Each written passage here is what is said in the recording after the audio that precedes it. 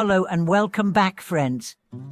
I'm so glad you've decided to join us again as we explore one of the most fascinating aspects of spiritual practice today, the true power of discipline and fasting in Buddhist tradition. Have you ever wondered about the incredible feats of strength, stamina, and miraculous abilities that some monks seem to possess? How is it that some people can go days, even weeks, without food, yet emerge healthier than ever? How can a monk eat 40 bowls of food in one sitting and remain unaffected by it? You might find these stories unbelievable, or perhaps you've heard them as myths told in reverence to Buddhist masters, but today we are going to dive into the deeper meanings behind these tales. What is the secret behind such extraordinary feats?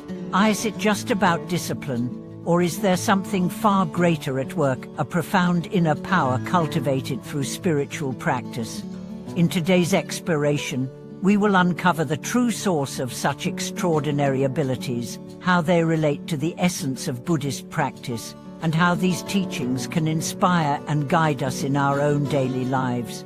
So let's begin by unpacking the story of the old monk who fasted for 7 days without harm and then ate 40 bowls of rice without any ill effects. This story comes from a revered Buddhist monk who was known for his deep meditation and austere lifestyle. One day, a group of curious lay people, amazed by the monk's spiritual power, gathered around to observe his practice. They knew he was different. His face radiated peace, his body was strong despite his age, and there was a certain energy around him that seemed beyond the ordinary. The monk, understanding their curiosity, decided to demonstrate the power of discipline and mindfulness.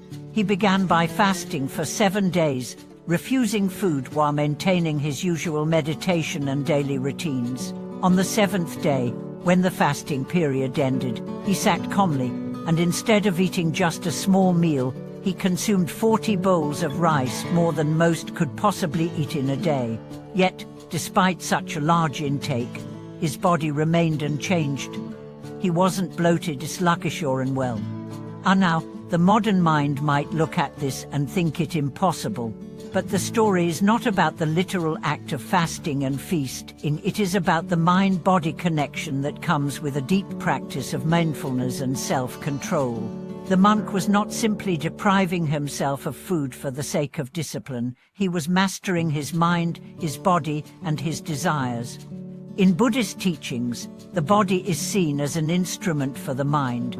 The more we learn to control our physical desires, such as hunger, thirst, or fatigue, the more we can cultivate mental clarity and strength. Fasting, as practiced by many Buddhist monks, is not a form of self-punishment. It is a way to quiet the mind, to detach from the ego, and to deepen one's meditation practice.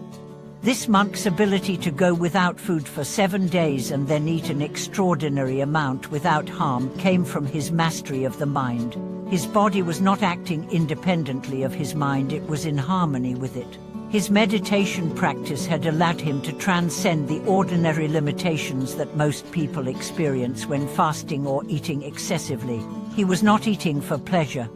He was eating for nourishment, for the benefit of his body, but most importantly, he was eating with awareness. Every bite was in alignment with his mindfulness, and that alignment gave him the ability to consume in a way that others might find impossible. But how does this apply to us in our daily lives? How can we relate this story to our own struggles with discipline, consumption, and mindfulness? The answer lies in the essence of Buddhist practice, mindfulness and detachment. When we engage with the world around us mindfully, whether it's food, work, relationships, or even distractions, our actions become more deliberate, more intentional. We no longer act out of blind habit or indulgence. We begin to engage with life from a place of awareness and clarity. Take food, for example. In today's world, we often consume food mindlessly, eating out of habit, boredom, or emotional need. We eat without appreciating the nourishment it provides. We eat to fill a void, not to sustain our bodies. But when we practice mindfulness in eating, we learn to slow down, We appreciate each bite. We eat in moderation. We give thanks for the food, knowing that it is sustaining us not just physically, but mentally and spiritually. This is where the monk's ability to eat 40 bowls of rice comes into play. He wasn't indulging in excess for the sake of pleasure. He wasn't driven by the desire to eat as much as possible. His mind was centered. His body was attuned to the needs of his practice, not his desires. And so, even when he ate an immense amount of food, he did so with awareness and without consequence. The act of eating was part of his spiritual practice, not a distraction from it. In the same way, when we approach all aspects of our lives with mindfulness, whether it's eating, working, exercising, or even resting, we begin to develop a deeper sense of control over our habits and desires. We stop chasing after temporary pleasures, and instead, we begin to engage with life from a place of balance and harmony. Well, now, let's address the deeper question: why is this so important on the spiritual path? Why should we be concerned with fasting, eating, and other physical practices? The answer is simple. True spiritual practice is about the transformation of the mind and body. It's about cultivating awareness and clarity in every action. The story of the monk who fasted for 7 days and ate 40 bowls of rice shows us that when we train our minds to be disciplined and mindful, we can transcend the limitations of the body. We become free from the cycles of craving and attachment that cause suffering. We begin to experience the world with a deeper sense of peace and understanding. So, how can we apply this principle in our own lives? Start by practicing mindfulness in your everyday activities. Whether it's eating, walking, or even sitting in silence, bring awareness to what you're doing. Notice the sensations in your body. Be present in the moment. This will gradually help you develop greater control over your desires and impulses.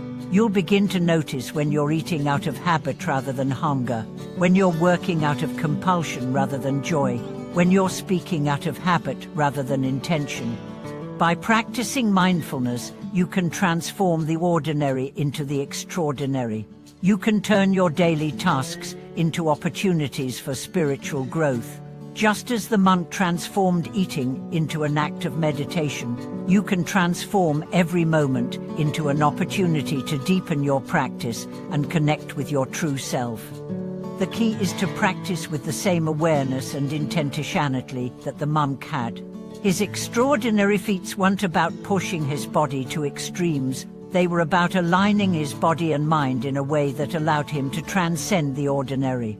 And that is something we can all strive for in our own lives. Thank you so much for watching this video. I hope this story has inspired you to bring more mindfulness into your everyday actions and to see the deeper spiritual potential in every moment. If you've had experiences with fasting, mindfulness, or overcoming physical challenges, I'd love to hear your thoughts in the comments below. And as always, don't forget to like, subscribe, and share this video with others who might benefit from hearing about the true power of discipline and mindfulness in spiritual practice. Until next time, eat mindfully, live intentionally, and remember that the power to transform lies within you. Thank you for watching.